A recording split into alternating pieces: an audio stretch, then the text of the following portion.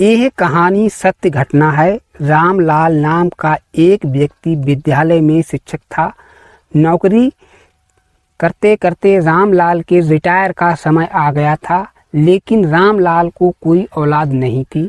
औलाद के लिए रामलाल ने डॉक्टरों से अपनी पत्नी मीना का इलाज कराया, लेकिन फिर भी रामलाल को औलाद का सुख प्राप्त नहीं हुआ। रामलाल और रामलाल की पत्नी मीना दोनों एक दिन सोने से पहले विचार करने लगे कि जवानी तो अपनी कट चुकी है, अब बुढ़ापे में औलाद के बगैर अपने को कोई एक गिलास पानी देने वाला भी नहीं है। इस ख्याल रामलाल और मीना देवी को एक चिंता का कारण बन गया था।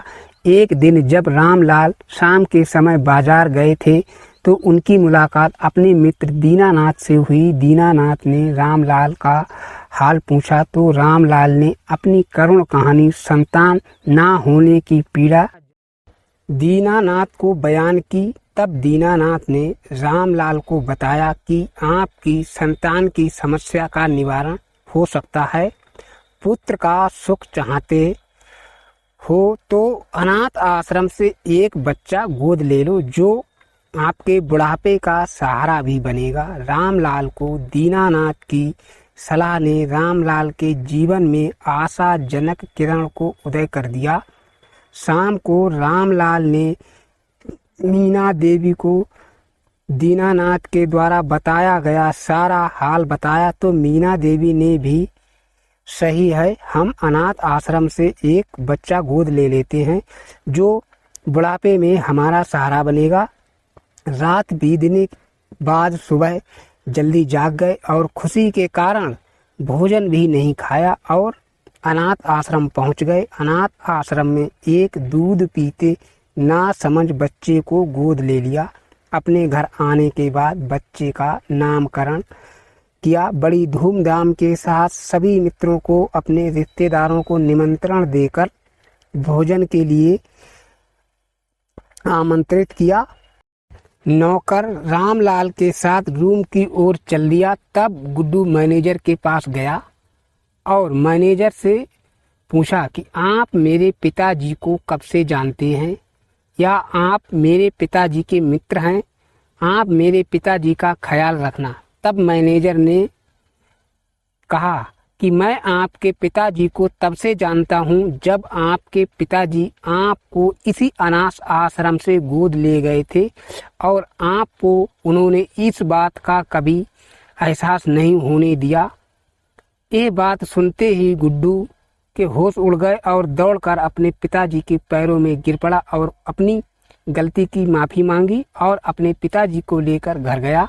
सुमन ने जैसे ही रामलाल और गुड्डू को देखा, देखने के साथ ही सुमन गुस्से से आग बबूला हो गई और गुड्डू से बोली, मैं अपने मायके जा रही हूँ। तब गुड्डू बोला, ठीक है, आप अपना सामान पैक करो, मैं स्वयं तुम्हें तुम्हारे बाप के घर छोड़ आता हूँ, क्योंकि तेरे जैसी बीवी और भी मिल जाएगी, लेकिन इनके जैसे माँ बाप इस जन्म में नहीं मिलेंगे, जो अनाथ आश्रम से मेरे को लाने के बाद कभी मुझे एहसास नहीं होने दिया। मैं इनका अपना खून नहीं हूँ।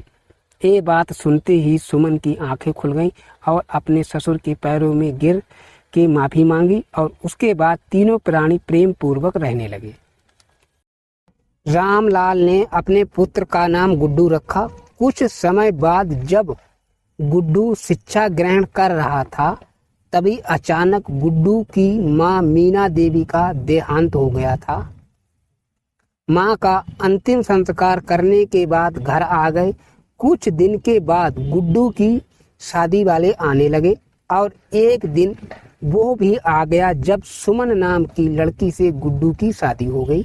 शादी होने के कुछ दिनों के बाद सुमन को गुड्डू के पिता रामलाल सुमन को धरती का बोझ लगने लगे और एक दिन रात को सोते समय गुड्डू से कहा, देखो, आप मुझे घर में रखना चाहते हो तो अपने पिताजी को अनाथ आश्रम भेज दो, वरना मैं मैके चली जाऊंगी।